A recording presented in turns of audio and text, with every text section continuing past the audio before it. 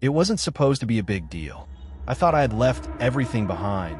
The game, the paranoia, the scratches on my arms, the nightly terror.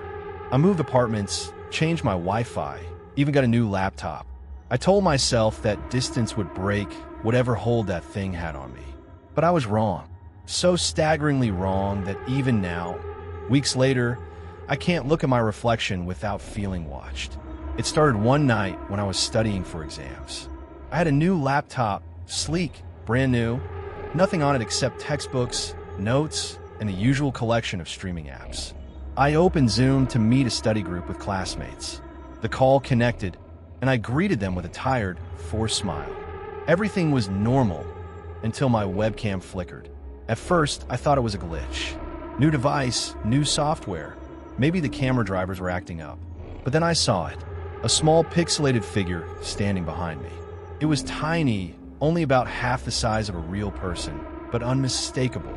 Its black eyes glimmered red in the dim light of my room. Its grin stretched impossibly wide. Sonic. I froze. My classmates didn't see him. The pixelated figure didn't exist on their end. But to me, he was there, standing behind my chair, tilting his head, watching my every move. I wanted to close my eyes, but I couldn't. My own muscles refused to obey. Then the whisper came, not from the laptop, not from the speakers, but in my mind, soft, insistent. I can see you. All of you. I tried to shake it off. Rational explanations flooded my brain. Stress, trauma, sleep deprivation. But deep down, I knew that wasn't it. I had seen it before. He had followed me across cities, apartments, laptops. He was here. I tried to shut the laptop, pressed the power button. Nothing. The webcam feed froze and then distorted. The room and the camera twisted, flickering in impossible ways. The walls stretched and contracted. My textbooks melted into the floor and became pools of green static. Sonic's tiny figure grew taller with each flicker. His head hit the ceiling, his grin now stretching past the edges of the frame. I screamed. The sound was deafening to me, but silent to everyone else on the call. My classmates were talking over each other, oblivious. I hit the power button again. Still nothing. The laptop was alive in a way it had no right to be. Then the screen changed. It went completely black, and words appeared, typed in jagged, red text. Look behind you. I couldn't move. My hands were frozen on the keyboard. My stomach turned. I whispered, almost in prayer, "No." And then he appeared behind me in the real room. Not in the camera, not on the screen. In reality, I spun around, only to see the same figure, glitching, flickering in and out of existence. Each flicker showed a more horrifying version of him. Teeth longer than they should be, hands stretching into claws, eyes that bled darkness across his face. He wasn't a cartoon anymore. He was alive. I ran. I didn't care where. Out the door, down the hallway, past neighbors' apartments. Nothing could stop me. But the tapping started again. Faster, louder, like thousands of tiny feet hitting the floor in perfect synchronization with my heartbeat. When I reached the lobby, it was empty, silent. The streetlights outside flickered like old bulbs. Then, in the reflection of a glass door, I saw him. Not chasing, just standing there, grinning. But his eyes were on me. All of me. I collapsed on a bench outside. My breaths came in harsh, ragged gasps. My phone buzzed. A text from a number I didn't recognize. "You can't hide. I am everywhere." That was when I realized the game didn't just follow you offline. It didn't just invade your devices. It could penetrate technology itself. Laptops, phones, cameras, even street cameras. Somewhere out there, the game was watching, waiting, learning. The next day, I didn't go to class. I didn't answer messages. I stayed in a corner of my new apartment, windows closed, blinds drawn, praying for morning. That's when I noticed the small glitches. Subtle at first. A flicker in my reflection. A shadow that didn't match the angle of my light. Static in the speakers when nothing was playing. But it got worse. One night, I woke to the sound of whispering coming from the webcam I thought I had disabled. Sonic's figure appeared, sitting on my desk, pixelated and twitching. He spoke again, slow, deliberate. "I know what you see when you sleep. I know your dreams." And I realized something worse. It wasn't just my waking hours that were unsafe. He had started appearing in my dreams, replicating my apartment in digital form, then warping it into something unrecognizable, something alive, like the game itself. I would wake up drenched in sweat, scratches forming words on my arms. Play with me, or else. I tried recording him, filming the apparitions, capturing screenshots. Each time, the media corrupted itself. Screenshots turned into static, videos looped with one frame of him grinning impossibly. The sound warped in a high-pitched static that gave me splitting headaches. I stopped sleeping, tried to stay awake for days. But the whispers never stopped, never paused. They crawled into my ears, into my skull, into my thoughts. The tapping followed me wherever I went. Sometimes when I looked away, I could see him in the corner of my eye, glitching, moving impossibly fast, always watching. I started hearing things from my devices at all hours. My phone ringing with no caller. My smartwatch vibrating with unknown texts. My smart TV turning on by itself, showing the Green Hill Zone, corrupted, red skies, distorted music, and that impossible smile. The game had grown beyond its screen, beyond my control, into every piece of technology one owned. One night, in desperation, I reached out to a hacker friend online, someone who had dealt with strange viruses before. I described everything. He laughed at first, said it sounded like a viral scare prank. But when I sent him a short video of the glitching, the camera shaking, Sonic appearing and disappearing in my room, he stopped laughing. "Don't try to remove it," he said. "You can't. Not like that. Whatever this is, it's alive." Alive. That word stuck in my head, because I knew he was. The game wasn't code anymore. It was an entity. It could move, adapt, and feed. And it was feeding on me, on my fear, on my terror. I tried leaving again, packed my bags, got in my car, drove out of the city. But on the freeway, I started seeing pixelated figures and reflections of the windows of other cars. They weren't people. They weren't shadows. They were him, scattered, glitching across reality, grinning. By the time I realized what was happening, I couldn't escape. Sonic had learned how to exist beyond screens, beyond devices. He was following me, living inside me. And now he had the city. Every electronic device, every screen, every camera, he was everywhere. I write this now, hiding in a motel far from anyone I know. Every mirror, every screen, every reflection, I fear will show him. I haven't slept properly in weeks. My arms are covered in scratches spelling new words. Join me. I don't know what will happen next. I don't know how much longer I can resist. I only know one thing. The game isn't just a game. It never was. It's alive. And it's coming for you too. Because once it has learned your face, it never forgets. I thought I had survived. I thought moving, changing devices, and running from him would finally break the hold Sonic.EXE had on me. I was wrong. So unimaginably wrong. It started subtly the night I returned to my old apartment to collect the last of my things.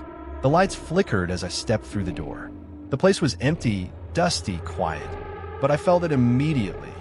The sense of being watched, of not being alone, heavier than it had ever been. The air was thick, almost metallic, buzzing faintly, like electricity before a storm. I dropped my backpack by the door, tried to convince myself I was imagining it. Then I saw the first distortion. The walls weren't straight. They pulsed like they were breathing. Shadows twisted unnaturally, moving against the angles of the light. And then I heard the voice, his voice before I even saw him. "Welcome back." I spun around, heart hammering, but the apartment was empty. My laptop, sitting on the old desk, powered on by itself. The screen glitched violently, then went black. And then, slowly, Sonic appeared, not pixelated this time, but as if he had slipped into my reality completely. He stepped out of the screen. His movements were jerky, unnatural, like a corrupted video frame. Yet he was tangible, solid. The smell of burnt circuits and something rotten filled the air around him. "I've missed you," he said, grinning wider than any human jaw could stretch. I tried to run, but my legs refused to cooperate. I stumbled to the door, locked. I tried windows, sealed tight. My apartment was no longer a familiar place. It had changed. The geometry made no sense. Hallways led to impossible angles, walls stretched and compressed. Sonic walked through them like they were nothing. "Do you know what I am?" he whispered, tilting his head, red eyes burning into mine. "I am beyond your screens, beyond your devices, beyond your reality. I am the code that runs everything. And now, I run you." I screamed. The sound tore out of me, echoing strangely like it was bouncing through a digital void. And then it happened. The world warped. The ceiling stretched upward, then imploded like collapsing pixels. The floor turned into a checkerboard of green and black static. My hands went through objects as if they weren't solid. The apartment, the city, the sky itself. It was all glitching, fracturing. Sonic's laughter echoed in every corner, every plane of the warped reality. "Play with me," he hissed, "or you won't exist." I was trapped inside a nightmare version of my own life, one that felt more like a corrupted game level than reality. I ran through hallways that repeated endlessly, doors that led to the same room I had just left, and windows that showed endless static with his grinning face peering through. And then I realized he was everywhere. In every reflection, every shadow, every electronic device I didn't even own. My reflection in the mirror didn't mimic me. It stared. It moved on its own, grinning wider than I ever had. I tried to call for help. My phone vibrated, then the screen went black. And then, red letters appeared on the cracked screen. Help is a lie. I was alone. Not alone, but surrounded by him. He had rewritten my perception, my mind, my reality. The apartment wasn't real anymore. It was a program, and I was trapped inside it. I wandered through endless glitching corridors until I saw something that made my blood run cold. A room that looked like my childhood bedroom. But it wasn't mine. It was perfect, perfectly wrong. Posters from old Sonic games, pixelated and dripping black, filled the walls. My old desk was there, and on it, a small version of me, pixelated, crying, trapped inside a game cartridge labeled Sonic.EXE. Sonic.EXE crouched beside it, patting its head with one glitching hand. "Soon," he whispered. "Soon you'll join it." I tried to run, tried to smash the cartridge, tried to wake up. Nothing worked. My hands passed through the plastic like it was smoke. The little figure inside screamed, and the sound tore through my skull, warping my hearing into static. The walls started closing in. I felt my body stretching, bending, as if I were being rewritten in real time. My own limbs weren't mine. My fingers elongated, became blocky like corrupted pixels. My skin tingled as if digital code was crawling beneath it, rewriting me from the inside out. I screamed, trying to fight it, try to hold on to the me I knew. Sonic.EXE hovered above me, laughing, growing larger with every passing second, the red light from his eyes burning into my vision like a laser. "There is no escape," he said. "You were never free. You were mine from the moment you clicked download." Then the apartment dissolved. The city dissolved. The sky, the stars, even time itself seemed to unravel. I was falling through infinite layers of corruption, my senses twisting, my body a mix of real and digital, screaming and silent at once. And through it all, I could see him grinning, stalking, moving freely across every layer, every fragment of existence. And then, just when I thought I couldn't endure it any longer, I woke up, or I thought I did. I was in a hospital bed. Machines beeped around me. The nurses said I had been in a coma for days, though I remembered no accident. My arms were scratched, my hair disheveled, my mind numb. But when I looked into the reflection of the window across the room, I saw him. Sonic.EXE, tiny, glitching in the corner, grinning, watching, waiting. And then I realized the truth. Even if this is reality, even if I'm awake, even if the machines and nurses are real, it doesn't matter. Because he exists outside the rules, outside the code, outside the world. I can feel him inside me now, in my thoughts, my vision, my dreams. Every time I blink, I see him in a corner of my eye. Every time I close my eyes, he's there, grinning, whispering, "Play with me." I don't know how long I can last. I don't know if anyone will believe this. If you find a copy of the game, if you ever see that cursed download, remember me. Remember what happened. Do not play it, because once it's inside your mind, reality is gone, and it will take you. You think playing a cursed game is just a stupid urban legend, something that only happens to gullible kids online. You think it's harmless fun. But what happens when the game doesn't just stay in your computer? What if it watches you, waits for you, and follows you home? That's exactly what I found out in 2025 when I downloaded Sonic.EXE, a game so sinister it didn't care about warnings, reviews, or common sense. By the time I realized what I was dealing with, it was too late. The boundaries between the screen and reality blurred, and the thing that was supposed to be just a game started leaving its mark on my life, my room, even my mind. And now, I can't escape it. I never believed in cursed games. I thought they were just another type of internet rumor, like Slender Man or those haunted YouTube videos people claimed would make you see ghosts. I was 21 in 2025, living alone in a small apartment in downtown Los Angeles, juggling late-night college classes and a part-time job at a tech store. My life was mostly routine, which is probably why I ended up on the forum thread that would ruin everything. It started innocuously. I was scrolling through Reddit at 3 in the morning, the kind of aimless boredom where you click one link after another until you're suddenly staring at something that makes you question why you're still awake. That's when I saw it, a post titled, Sonic.EXE 2025 edition. It's back and more realistic than ever. I laughed. Sonic.EXE? The old creepypasta about a demonic version of Sonic the Hedgehog, the one with black eyes, red pupils, and a smile that made your skin crawl? I thought that was just a weird meme from my childhood. But curiosity is a dangerous thing at 3 in the morning. The post had a link labeled download here, if you dare. I hesitated. The warnings in the comments were absurd. It watches you, don't play alone, it leaves marks. I roll my eyes, thinking of all the overdramatic clickbait warnings the internet loves to throw around. I told myself it was just a game, a really messed up fan project, nothing more, but I clicked the link anyway. The download was tiny, less than 50 megabytes, and it installed instantly. The file was called Sonic.EXE, just like in the stories. I stared at my desktop icon, a distorted Sonic with those black, bleeding eyes. My heart raced, not because I was scared, but because I had no idea why I felt a flicker of unease. I double-clicked the file. At first, it looked normal, a pixelated green hill zone, bright colors, cheery music. I laughed at myself. This isn't scary at all, I muttered. The character moved faster than normal Sonic, and the level was glitchy in a way that looked deliberate, but nothing overtly horrific had happened yet. Then the first anomaly appeared. Sonic's eyes were different. The blackness I expected was there, but the pupils seemed to flicker like tiny flames. The music warped suddenly, becoming lower, distorted, like it was underwater. I froze. The little sprite of Sonic started moving on its own, ignoring my keyboard input. He stopped on the screen and looked directly at me, or at least, it felt like he did. Then a message flashed across the screen.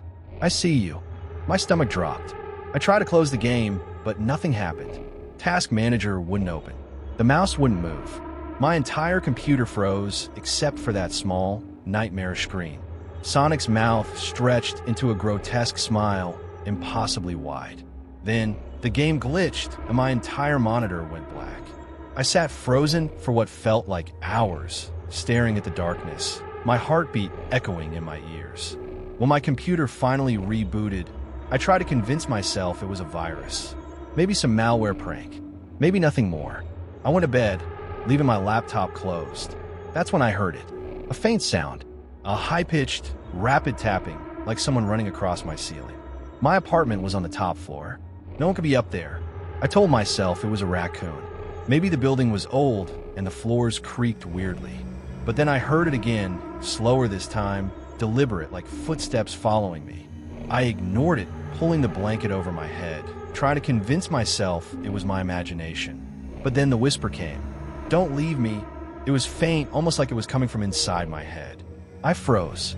My blood ran cold. I wasn't dreaming. I hadn't fallen asleep yet. The next morning, I tried to laugh it off. Stress, late nights, bad diet. Rational explanations. But as I reached for my coffee, I noticed something on my desk. My laptop was open. I hadn't touched it since last night. The screen displayed the game menu. but the words were different now. I'm in your room. I dropped the mug. It shattered on the floor. I backed away, shaking, staring at the screen. The pixels of Sonic moved, twitching, his black eyes scanning the room, tracking me. My rational mind screamed that it was impossible. Computers can't watch you. They can't move. They can't exist. And yet, the feeling persisted. Everywhere I went, I felt him. Sitting on the couch, he was behind me. Walking down the hallway, he was just around the corner. I thought I was losing my mind. I stopped leaving the apartment. I didn't answer calls. I barely ate. I spent nights sitting in front of the laptop, waiting, trying to see if it was just software. One night, I heard a noise in the hallway. Something small, fast, moving with impossible speed. The lights flickered. I tried to scream, but nothing came out. I turned slowly and saw it. A small, pixelated figure standing at the end of the hallway. Sonic, but wrong. Glitching. His eyes, they burned red. His grin split his face like a jagged wound. "I'm here," he said, in a voice that wasn't voice. It was static, garbled, digital, but somehow alive. I bolted to my bedroom, slammed the door, and tried to barricade it. But the sound of tapping followed me. His laugh. High-pitched, insane. Over the next few days, things escalated. My reflection in the mirror no longer matched my movements at first. I would blink, and my reflection would grin at me before I could. I started finding scratches on my arms. Tiny, shallow, but definitely not mine. They were forming words. Play with me. I tried to delete the game. Tried reinstalling Windows. Nothing worked. Sonic was everywhere. My smart devices, my phone, my watch, they all flickered with his image. Sometimes he appeared in my peripheral vision, pixelated, glitching like a broken video file running through reality. I reached out to friends, trying to tell someone. No one believed me. They said stress, anxiety, lack of sleep. But one friend, Mark, warned me. He said he'd read the same forums I had. Others had reported the game somehow embedding itself offline, following people into real life. It's not just a game, he said. It's a parasite. One night, I woke to find my bedroom door wide open. I live alone. I didn't open it. And there he was, sitting on the floor, legs crossed, tilting his head at me. Sonic.EXE alive, glitching, smiling. "Do you want to play?" I screamed. The sound was wrong in the room, distorted, echoing unnaturally. My phone vibrated violently. Messages appeared on the screen from numbers I didn't know. They were screenshots, photos of me, taken while I slept. Every night, the screenshots added up. The game was watching, tracking, feeding. I tried leaving, tried staying with friends. But every place I went, every time I slept, there was a trace. Just a shadow, a sound, a pixelated smile at the corner of my vision. I couldn't escape. It had followed me offline. It had found me, and it wasn't finished. Weeks passed. My apartment became a maze of paranoia. I moved furniture to block line of sight, covered mirrors, unplugged devices, but the scratches kept appearing, forming new words. Run is futile. Sleep became impossible. Food became impossible. Reality blurred. I started hearing the music from the game, playing faintly at all hours. The Green Hill Zone. Twisted, corrupted, distorted. Always behind me. Always louder when I tried to ignore it. Then one night, it spoke differently. No longer just words on screen. "I want to live in you." That was the first time I understood. Sonic.EXE didn't just follow you. It didn't just observe. It merged. It consumed. It wanted a host. A real, breathing body. And I knew, in that frozen, panicked moment, that I had already let it inside me. I don't know how much longer I have. Every reflection, every device, every shadow reminds me. It's patient. It's waiting. It's not just a game anymore. It's alive, and it knows exactly where I am. I write this now because I need someone, anyone, to know. If you ever see the download, if you ever hear the warnings, do not. I repeat, do not play it. Because once it's inside your screen, it's inside you. And there's no turning it off.